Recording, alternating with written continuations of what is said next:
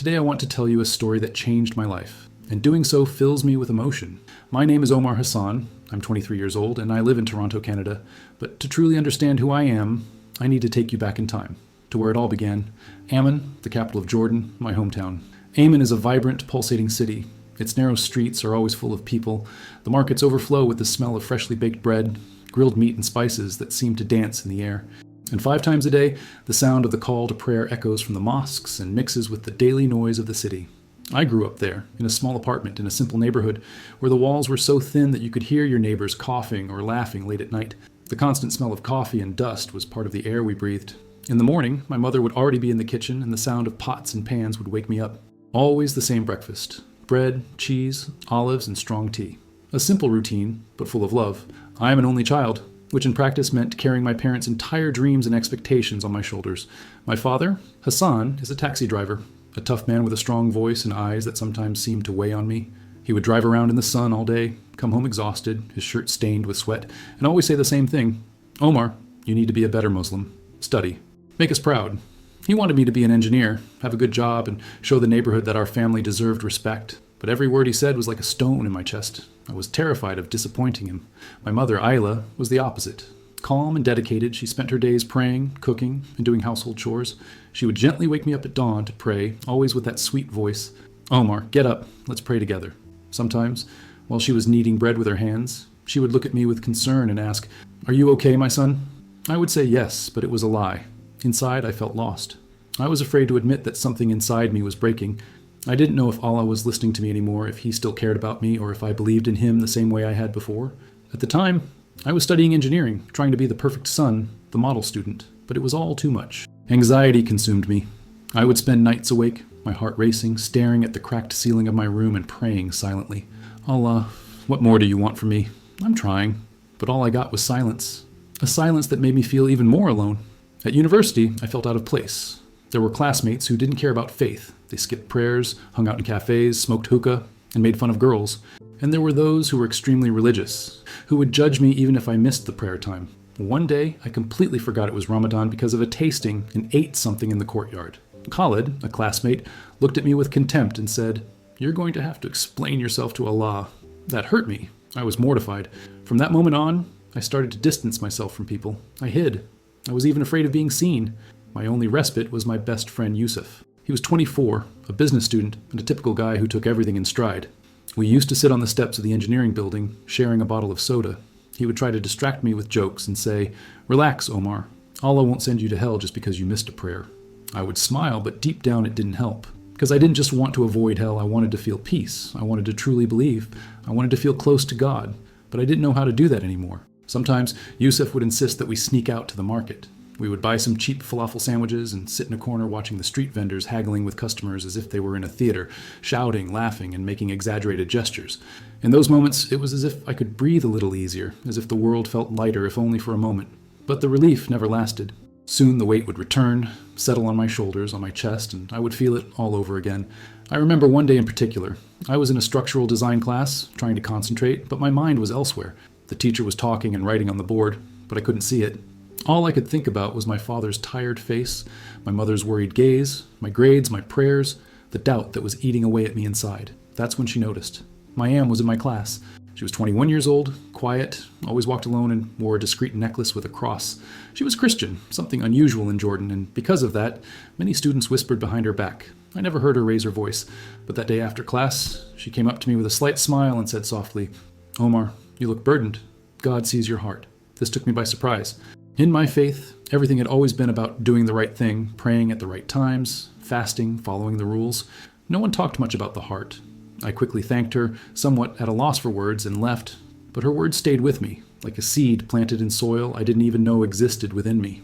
That night, as I lay in my bed, the cracked ceiling above me seemed quieter than usual. I grabbed my phone, opened the browser, and typed in, "God looks at the heart." The first result wasn't from the Quran. It was from the Bible. Something about the Lord looking at the heart, from a book called Fern Samuel. I didn't even know what Fern Samuel was, but it intrigued me. I'd never read the Bible. I'd never been allowed to, in fact. My dad would freak out if he knew, but I couldn't stop thinking, what if God actually looked at what was inside of me, at what I felt and not just what I did? I tried to push the thought away, telling myself I was being silly. I was Muslim. I knew what to do. Pray, study, obey, keep going. But even as I said that, something inside me felt broken, like I was trying to hold up a wall that had already cracked. I didn't know it, but I was about to face the moment that would change everything. It was a sweltering afternoon in 2023. It had been weeks since that conversation with my Am. I was walking home from college, exhausted, with my backpack full of books and my head full of worries. The streets were crowded. People shouted, cars honked. The rhythmic sound of a ball being kicked by children on the hot asphalt. The smell of fruit, smoke, and sweat clung to my skin. And me? I hadn't eaten all day. I was doing one of the voluntary fasts my father always encouraged me to do. Allah is pleased with those who go above and beyond, he would say. I even forgot to drink water that day. I had spent hours studying for a test that could decide my semester. My eyes were burning, my mind was a mess, and above all, my father's voice wouldn't leave my head. Omar, you need to make us proud. I felt like I was failing him, failing Allah, failing myself. I tried to convince myself, I just need to get home. Rest. It will pass. But as I turned the corner of a narrow street near the market, everything began to spin. My vision became blurry, as if I were looking at the world through wet glass. My legs began to give way. I tried to hold onto a wall, but missed. And then everything collapsed. I hit the ground hard. I felt my head hit the asphalt. The sound was dull, loud. A sharp pain shot through my skull, and for a second, everything went silent. An eerie, heavy silence. I heard distant screams. Call for help! He's passed out. Quick, someone call an ambulance. A woman in a hijab knelt beside me, her voice shaking. He's not moving. A man with an orange cart dropped everything and ran towards me. A boy appeared with a small bottle of water in his hands. Voices seemed to come from underwater. My eyes felt heavy. The lights of the market were slowly fading from my vision. And before I could understand what was happening, everything went dark. I thought, is this how you die? The fear I felt at that moment, I can't explain it. It was more than fear of death. It was fear of what came after. I wasn't ready to meet Allah. I knew that. I knew I hadn't been good enough. I had missed prayers, let doubts grow inside me, even eaten during Ramadan by mistake. I felt dirty, inadequate, and the only thing that echoed in my head was, that's it, I'm going to hell. When my eyes opened, I was no longer on the streets of Amman. I no longer saw the vendors, the cars, or the children playing ball. I was somewhere else, a dark, suffocating, terrifying place. I had never seen anything like it, but as soon as I smelled the smoke and felt the heat creeping under my feet, I knew I was in hell. The smoke was so thick I could barely breathe. Each breath burned my throat like liquid fire. The ground beneath me felt like it was on fire, and even with my shoes on, I could feel the heat rising up my legs. I was shaking, not from the cold, but from terror. All around me, voices were screaming. Screams of despair, of pain, of endless suffering. The sound cut through the air like knives. I saw the flames dancing in the distance, devouring the darkness with a living fury, and the smell of burning flesh made me sick. And then, in the midst of it all, I began to see faces. Familiar faces. People from my life. People I respected. Among them, one face made me freeze. It was Sheikh Ahmed, the Imam of my mosque. A serious, firm man who always preached about discipline and obedience to rules. There he was, engulfed in flames, his face contorted in pain, his robe on fire. When he saw me, he shouted my name in a voice that no longer sounded human. I was wrong, Omar. The rules didn't save me. I thought it was enough, but it wasn't. Those words hit me like a blow. I saw his hands stretched out to me, burned, black. If you don't find out the truth, you'll end up here too. I took a step back, stunned, my heart racing, my whole body shaking. How could he be there? He was the example of devotion, of obedience. If not even he could escape, what could he say about me? And then what I saw completely shattered me. Myself, in the middle of the flames, my face distorted by pain. I screamed, desperate, I never found peace! I never found peace! It was like watching a future version of myself. A me who followed all the rules, who tried so hard, but who never understood what it meant to truly live, what it meant to truly believe. And there I was, burning, consumed by my own doubts, by the anxiety that paralyzed me, by the fears I never dared to confess. I saw my parents at my funeral. My father, serious, standing beside the grave, cold, hard. He failed us. My mother, crying silently, her face covered by her hands. I should have known. I should have helped my son. It destroyed me. It was like feeling everything at once. Physical pain, shame, loneliness. I fell to my knees. The tears flowed uncontrollably. The heat of the flames burned my skin, but nothing hurt more than the knowledge that I had let everyone down, even God. Allah, save me, please, I screamed, begging with everything I had. But the darkness only grew thicker. The screams grew louder. The despair grew more suffocating. I felt like I was drowning in fear. It was as if all my effort, every fast, every prayer, every attempt to be good enough had been for nothing. Why wasn't it enough? Why wasn't it enough? I saw flashes of my life. Me lying in bed, staring at the ceiling, my heart racing with anxiety, me trying to look strong, trying to believe, but empty inside, a hole that the religion I was taught couldn't fill. This is my punishment, I thought. I'll stay here forever. But then something unexpected happened. A light. Dim at first, far away like a lone star in an endless sky, but it began to grow stronger, to push back the darkness. The heat of the flames slowly faded as if a gentle breeze were blowing through. The screams faded, turned to whispers, and the air, once suffocating, became light enough for me to breathe again. It was as if something, or someone, was coming to get me. The light grew brighter, and for an instant, I felt something I hadn't felt in a long time. Hope. I didn't know what it meant. I didn't know if it was a vision, a dream, a warning, or a miracle, but I knew something was changing. Something was calling me out of that place of pain, and I wanted to follow. I needed follow. I was still surrounded by darkness, my heart racing, the memories of that place burning in my mind. But in the light, something inside me began to change. For the first time, I didn't feel completely alone. The light was getting closer, and instead of burning me, it wrapped around me like a hug.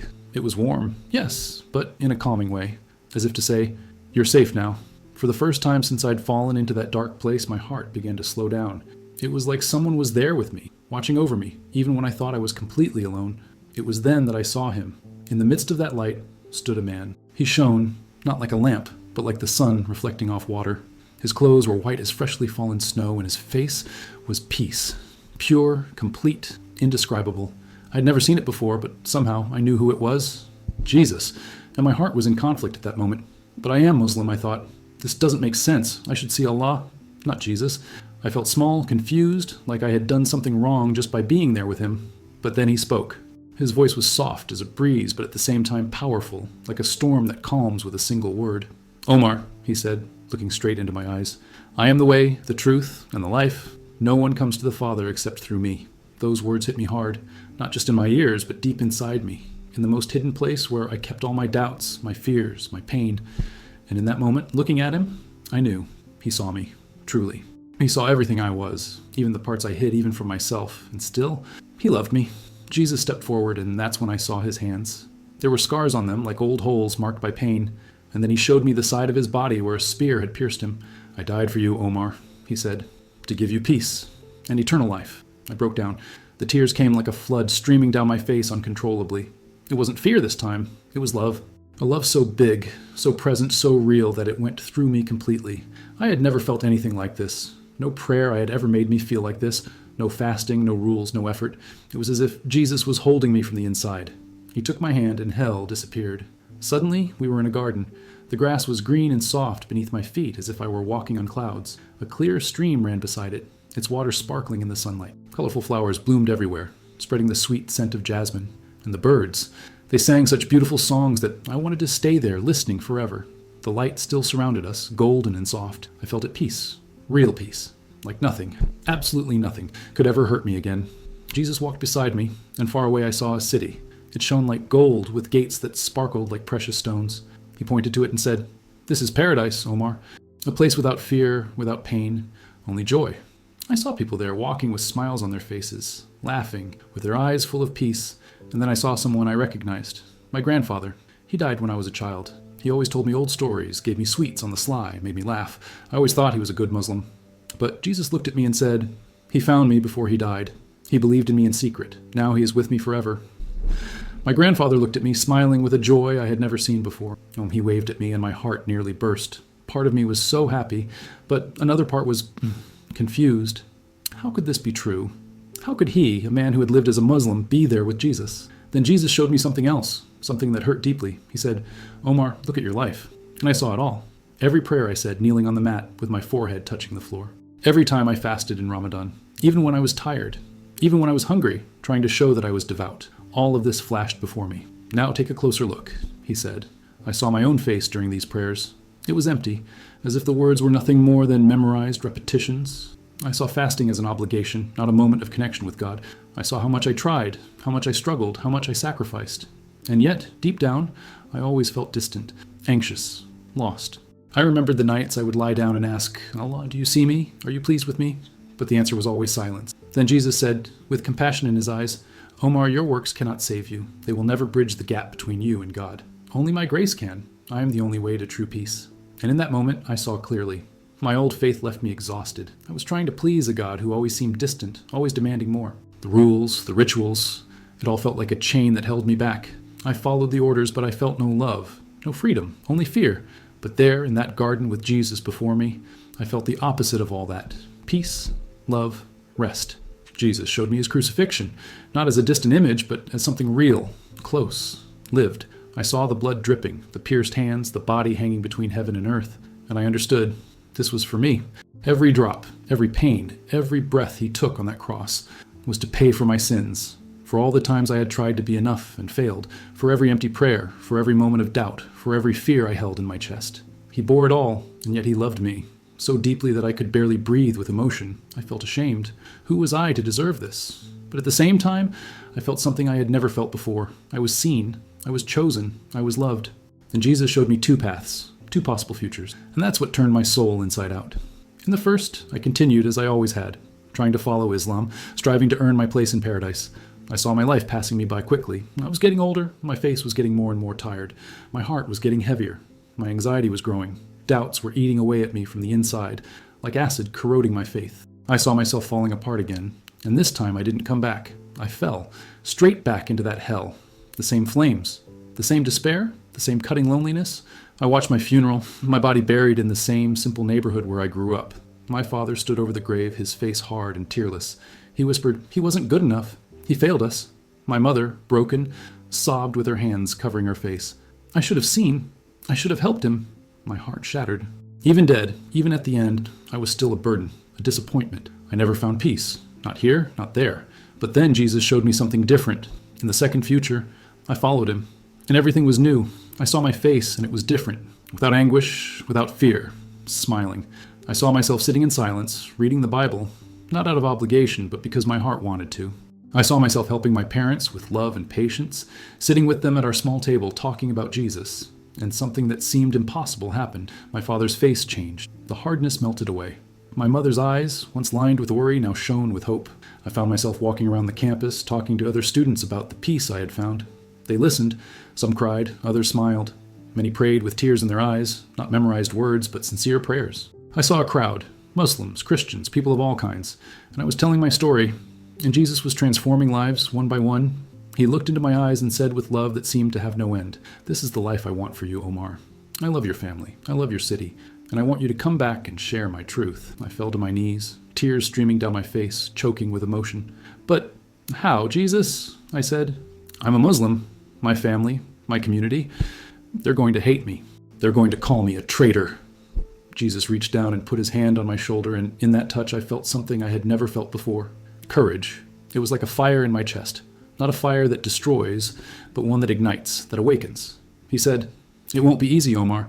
They will reject you. Some will try to hurt you.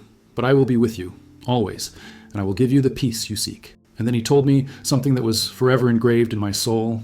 "Come to me, all you who are weary and burdened, and I will give you rest." Those words unlocked something inside me. It was as if years of weight had been lifted from my shoulders. For the first time, I took a deep breath. Free, really free. I looked at him, feeling my heart fill. "I will follow you, Jesus. I want this peace. I want this life." He smiled, a smile so full of light that it seemed to warm my bones. The light around us grew brighter, enveloping me, cradling me. I saw the garden for the last time, the sparkling stream, the flowers dancing in the gentle wind. And I knew this place would live inside me forever. Jesus said, "Come back, Omar. Be my light where there is darkness." I nodded. I was ready, even if it cost me everything, because I had seen hell. I had touched heaven. And I knew with every ounce of certainty in my being that Jesus was the truth. And I was ready to follow him, no matter the cost. It was then that I opened my eyes. I was in a hospital room.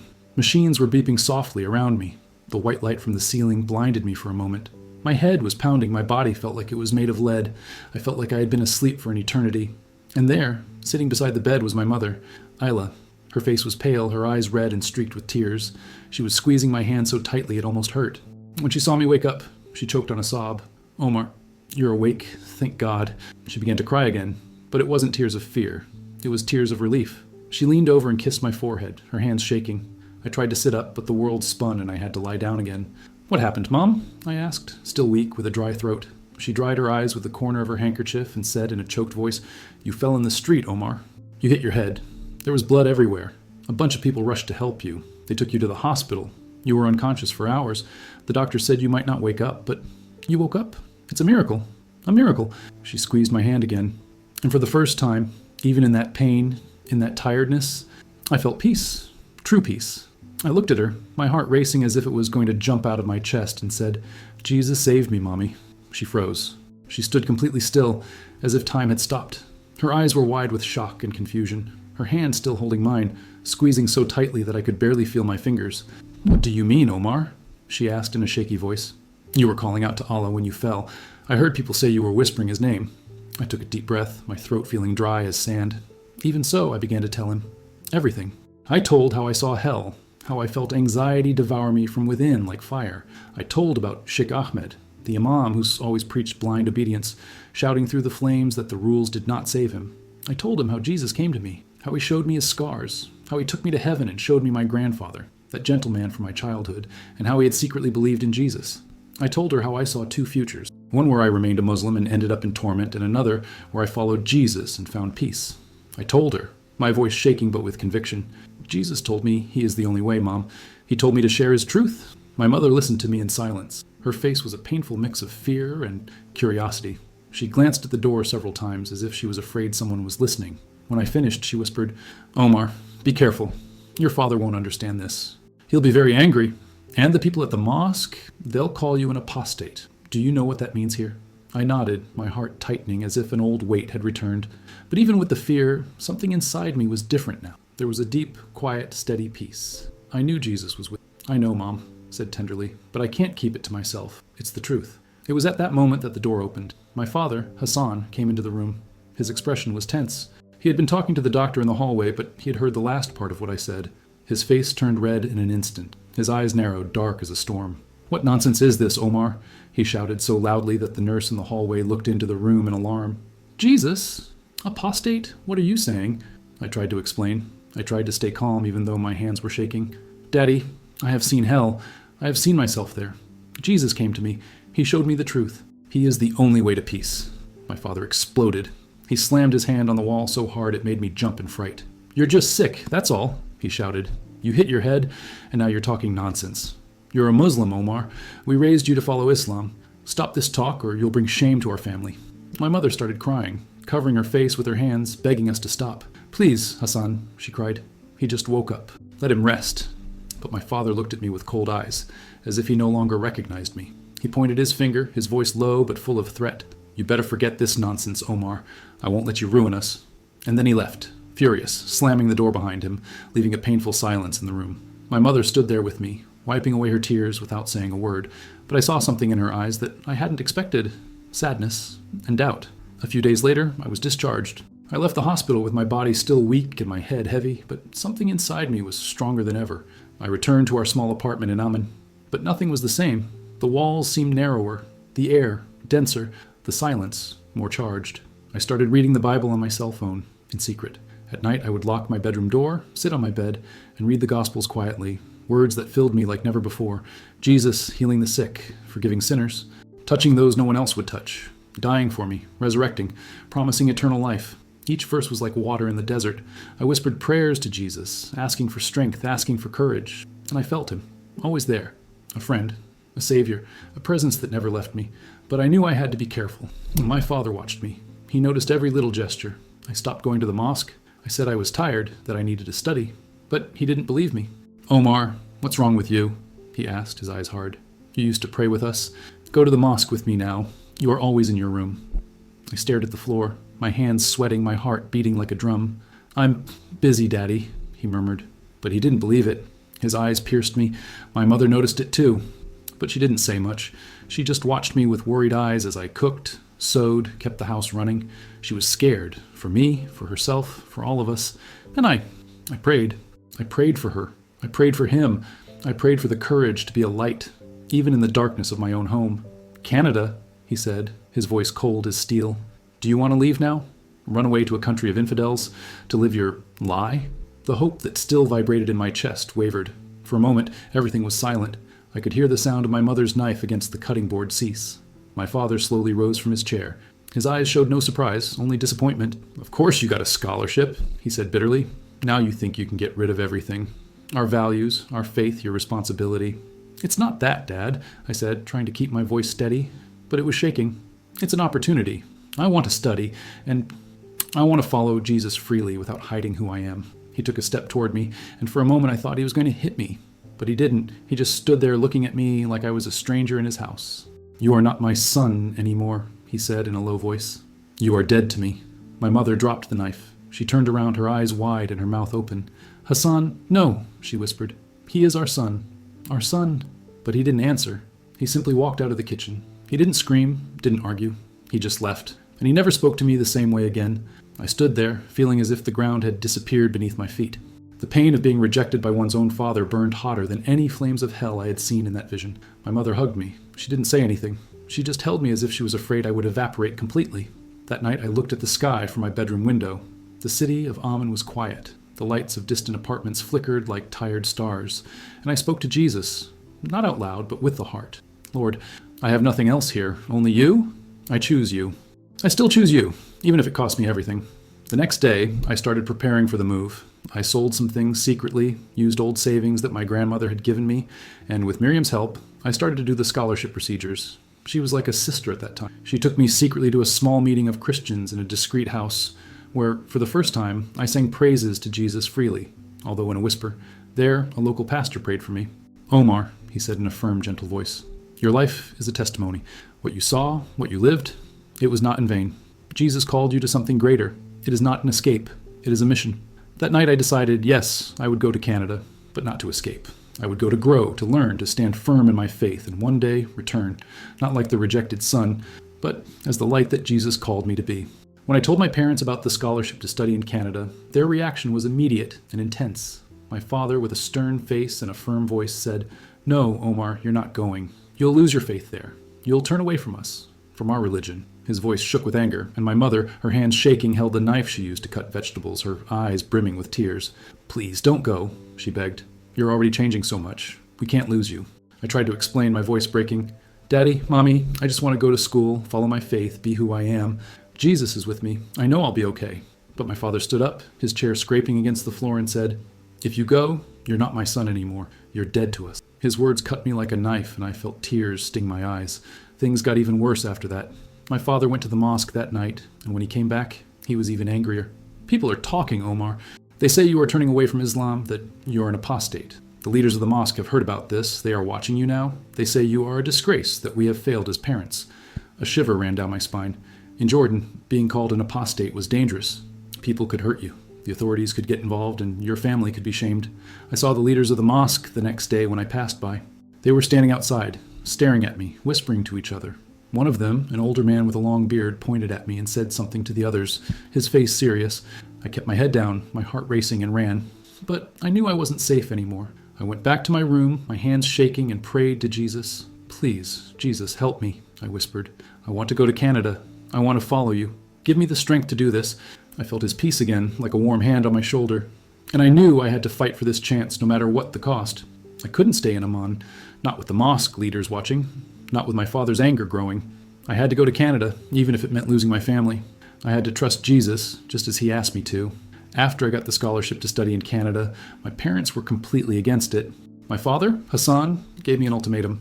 Stay in Amman and stop this Christian nonsense, or leave and be cut off from the family.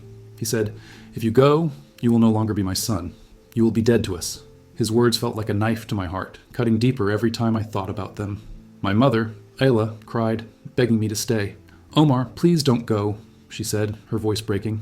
"We're going to lose you. You're all we have. I can't bear to lose you." I wanted to make them happy, to take away their pain, but I knew I couldn't stay. Jesus was calling me, and I had to follow him. I had to go to Canada, where I could be free to grow in my faith, to share his love without fear. I tried to talk to my dad one more time, hoping to change his mind. I found him in the living room, sitting on our old couch, staring at the TV, but not really watching. I sat down across from him, my hands sweaty, and said, "Daddy, please, I need this chance. I'm going to be okay, I promise. I'm not going to Canada to party or forget who I am. I'm going to get an education, follow my faith, be who I'm meant to be." He looked at me, his eyes hard, and said, "Your faith? Are you serious about this Christian nonsense? You're throwing away everything we taught you, everything we believe in, for a lie. You're going to shame us, Omar. The leaders of the mosque are already talking. They're saying we raised a traitor." If you go, you're choosing this over us. I felt tears in my eyes, but I said, Daddy, I love you. I love Mommy, but I have to do this. Jesus is the truth. I have seen him. I can't walk away from him. My father stood up, his face red, and shouted, Then go, but don't come back. You're no longer my son. He left, slamming the door so hard that I heard the crash echo through the house. In the kitchen, I heard my mother sobbing softly, a sound that broke my heart. I went straight to my room, my chest tight, and started packing a small backpack. It didn't have much. A few clothes, my cell phone with the cracked screen, a few books, and the small Bible that Miriam had given me. I hid the Bible inside a pair of socks, in case anyone saw it. Still, I waited. I waited for my father to change his mind, for him to come into my room and say, Omar, I'm sorry, I love you. Go to Canada, you're still my son. But he didn't. My mother appeared in the doorway, her eyes red, and helped me pack. She folded my shirts with shaking hands, trying to control her tears. Omar, I don't understand this Jesus you speak of, but I see something different about you. You seem lighter, like you're not afraid anymore. I just want you to be safe. I hugged her tightly, tears streaming down my face. I'll be safe, Mom. Jesus is with me. I love you. She tightened her hold on me and whispered, I love you too, my son.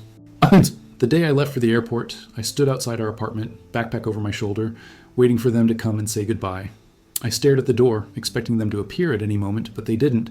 I walked to the bus stop alone, my heart heavy, and boarded the bus to the airport.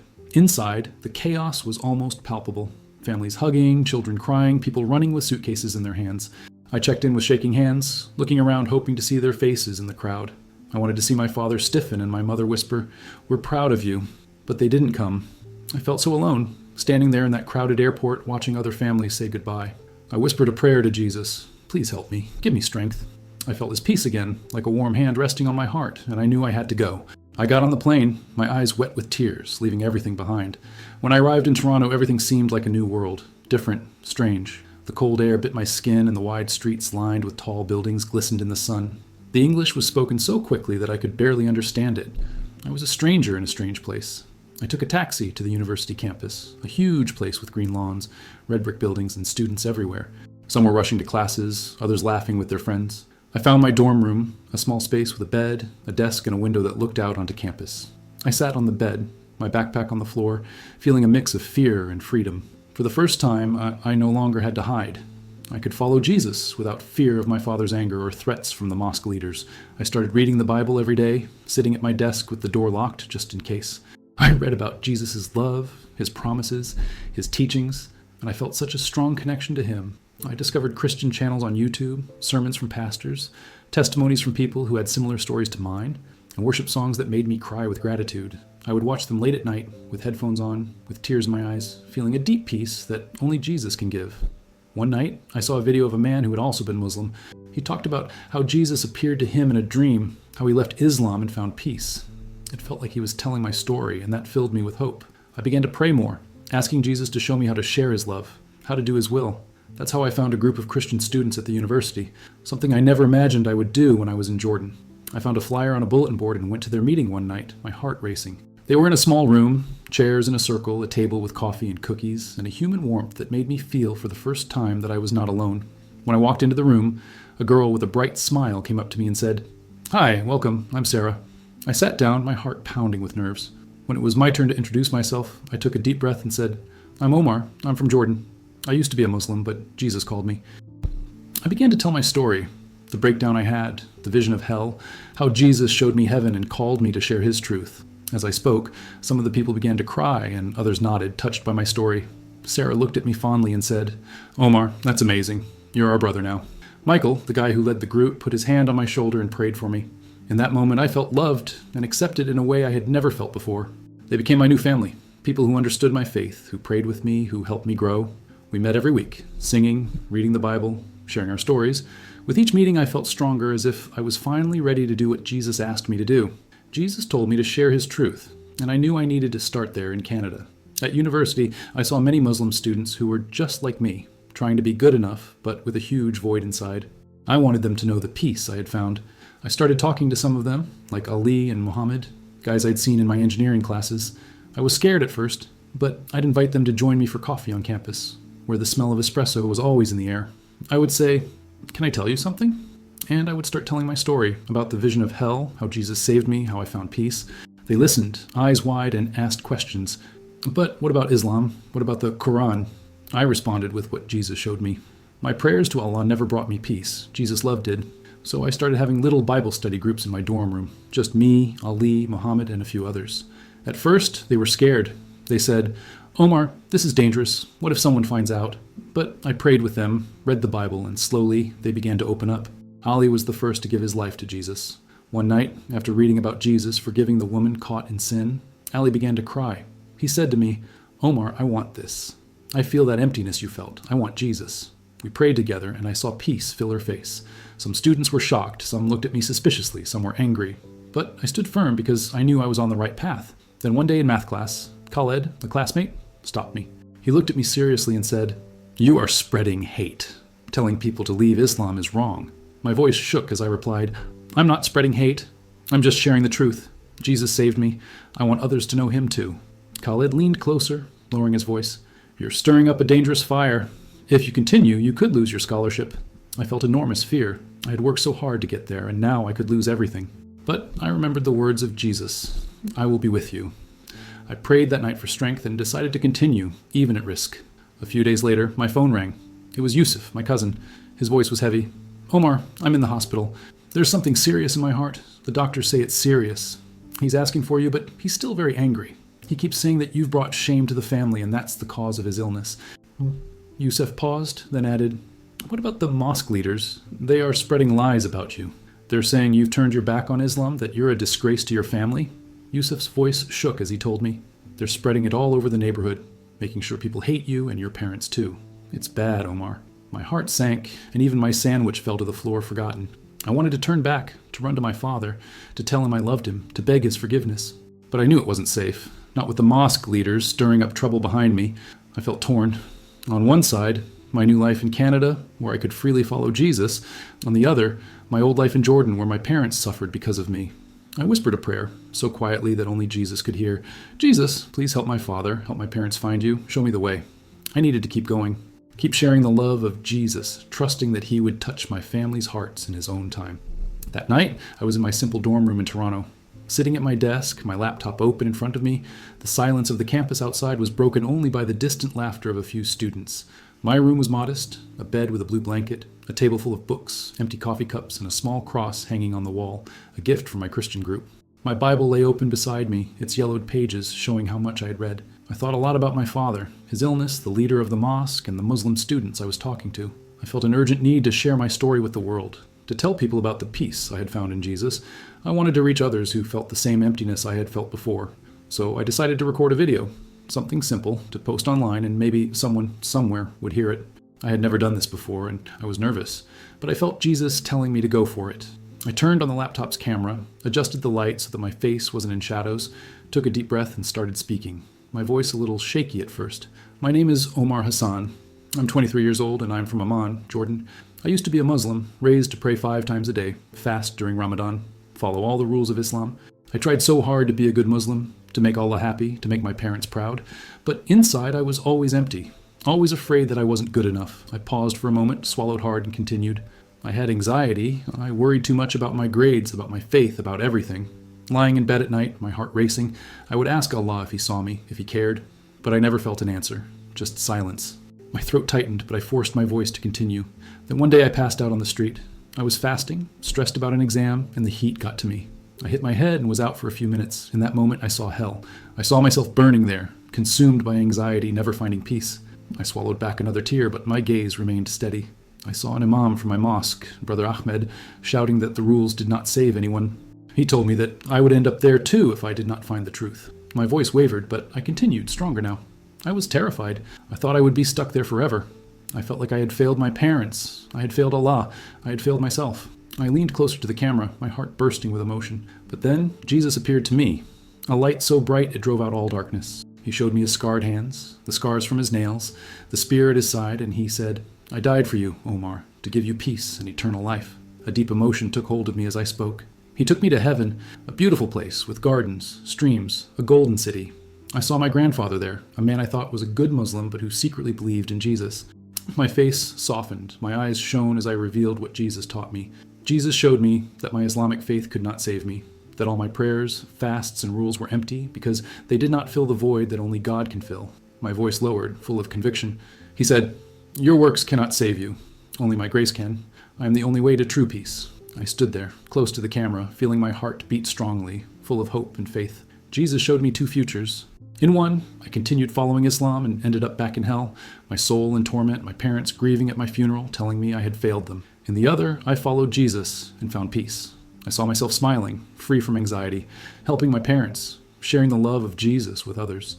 I saw attentive faces, listening, finding the same peace that I had found. Jesus said to me, I am the way, the truth, and the life. He called me to share this truth, to be his light in the darkness. I took a deep breath, feeling my hands steady. Now, even as I woke up in the hospital, I knew I had to follow Jesus. But it wasn't easy. My parents didn't understand. My father was so angry that he called me an apostate, saying that I would bring shame to our family. I got a scholarship to study engineering here in Canada, a chance to be free, to grow in my faith. But my father told me that if I left, I would be dead to him. I came anyway because I knew Jesus was with me. I left my home, my parents, everything I knew, and came to Toronto. I smiled, thinking about my new life. Here I found a new family, Christians who love me, who pray with me. I joined a student group at university and they welcomed me like a brother. I started reading the Bible, watching Christian YouTube channels, sermons, testimonies, worship songs. I felt so close to Jesus, so full of peace. I started a Bible study group, sharing my story with other Muslim students.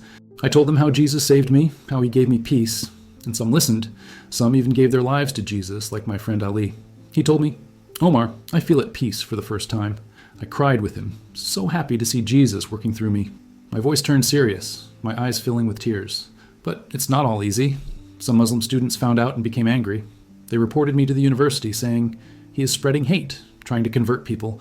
The university called me, saying I could lose my scholarship if I continued to cause problems. I'm scared, but I can't stop. Jesus called me to share his love, and I have to continue. Back in Jordan, things are even worse. My father is sick. He's in the hospital with a heart problem. My friend Yusuf told me that he is asking me, but still so angry, saying that I have shamed the family, that I am the reason why he is sick. The mosque leaders are spreading lies about me, telling everyone that I am a disgrace, making sure that people hate us, me and my parents. I want to go back to see my father, tell him I love him. But it's not safe. Not yet. I looked at the camera, my voice full of hope. I am sharing this because I want you to know Jesus. He is the only way to true peace. The Bible says, For God so loved the world that he gave his only begotten Son, that whoever believes in him should not perish, but have everlasting life. This is the truth that changed my life. If you are feeling empty, afraid, call on Jesus. He's waiting for you. He sees your heart, just like Miriam told me back in Jordan. He loves you, no matter what you've done, no matter where you come from. I ended with a prayer, my hands clasped. Jesus, please touch the hearts of everyone watching. Show them your love, your peace. Please heal my father. Soften his heart. Help my parents find you. Give me strength to continue sharing your truth. Amen. I smiled, my heart full, and said, Will I ever be reconciled with my father? Will my family find Jesus? I don't know yet, but I trust in Jesus. Share your story below. I'd love to hear it. I stopped recording, hands shaking, and posted the video online. I felt so nervous, but also so free, as if I was doing exactly what Jesus wanted. I sat back in my chair, my heart racing, and whispered, Thank you, Jesus. As soon as I closed my laptop, my phone buzzed with a new message. It was from Miriam, my Christian friend in Jordan. I opened the message, eyes wide, and read her words. Omar, I have been sharing your story here at the university. Some students are asking about Jesus. They want to meet you in your turn. They are beginning to seek the truth because of you, but be careful. The mosque leaders are still angry and watching your family. My heart raced, a mixture of joy and fear. Joy because my story was reaching people in Jordan because those students were seeking Jesus because of me. Fear because the mosque leaders kept threatening my family. And my father, would he ever forgive me? Would he find Jesus before it was too late? These questions had no answers, but one thing I knew for sure. I had to keep going. Continue sharing the love of Jesus no matter what happens. I whispered a silent prayer once more. Jesus, please protect my family. Use me to bring more people to you. And in that moment I felt the peace of Jesus again. Deep, firm, unchanging. I knew I was on the right path. Even if the path ahead was difficult, dark, and full of uncertainty, I was not alone. Jesus walked with me, and that was all I needed.